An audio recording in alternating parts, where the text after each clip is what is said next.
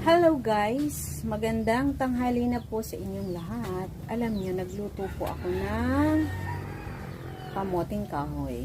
Papakita ko sa inyo. Hindi pa nga po ako nanananghalian pero niluto ko na yung merienda namin dito sa compound. Kasi si Pai kanina nakita ko may bit-bit na kamoting kahoy. Yung balinghoy sa Tagalog. So, sabi ko bigyan mo ako Pai kasi magluluto ako ng merienda. Ito siya, papakita ko sa inyo ha, wait lang.